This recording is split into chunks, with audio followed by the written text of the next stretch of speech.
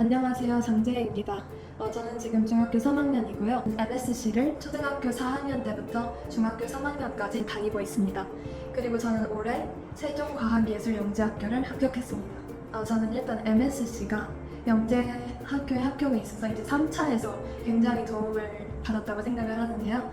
이제 세종예술과학영재학교 같은 경우에는 3차에 여러 가지 과제 중에 글쓰기 과제가 있었습니다. 근데 이 글쓰기 과제는 여러 지문들을 주고 4가지 글쓰기를 하는 방식으로 진행이 되었는데 이제 30분밖에 안 되는 시간을 굉장히 촉박한 시간으로 그 과제를 수행해내야 하였습니다.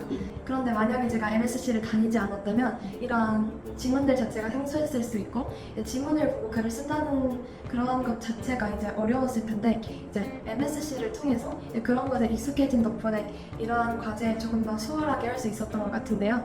MSC를 다니면서 기본적인 수업 시간에도 이러한 형태의 많은 지문을 보고 이제 사고하는 능력을 길렀기 때문에 그러한 점도 있었고, 그리고 MSC에서 테스트를 볼 때도 이러한 지문들을 주고 글을 쓰는 테스트를 많이 봤어요. 그래서 그런 형식 자체가 익숙했고, 그래서 그러한 점 때문에 도움이 되었다고 생각을 합니다. 그래서 영재학교에서 이제 3차 때 글쓰기 했던 대표적인 예시를 들어보자면 공감과 동감의 차이를 설명하면서 어떤 문맥에서 이러한 것들이 활용될 수 있는가에 대한 질문을 던졌고요. 다른 것으로는 인지적 공감과 정서적 공감의 차이를 지문으로 이제 주어지면서 어떠한 신문 기사에 대해서 이러한 신문 기사가 비판을 받았는데 인지적 공감과 정서적 공감의 관점에서 왜 비판을 받았는가에 대한 이러한 사고 능력을 실험하고 표현 능력을 평가하는 형식의 시험을 봤습니다. 그래서 이러한 부분에서는 MSC가 굉장히 큰 도움을 주었다고 생각을 합니다.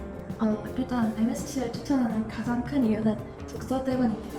사실 제가 MSC를 다니기 전에도 책을 읽기는 했지만 이제 주로 소설책이었고 재미를 위한 책들 뿐이었습니다. 그런데 이제 MSC를 다니고 나서 수업하기 전에 항상 일주일에 한 권씩은 책을 읽게 되고, 그리고 또한 그러한 책들도 그냥 재미만을 위한 쉬운 소설책이 아니라 자신의 수준에 어느 정도 맞음에도 불구하고 여러 가지 방면으로 상식을 늘리고 아는 정보들을 늘리고 그리고 사고 능력을 확장할 수 있는 여러 책들이 있었습니다. 그래서 MSC에서 이제 여러한 추천 도서가 있고 그런 추천 도서가 다양한 분야에 관한 것이기 때문에 이제 그런 부분에서 이러한 독서라는 방면에서도 MSC가 굉장히 중요한 역할을 하고 꼭 필요하다고 생각합니다.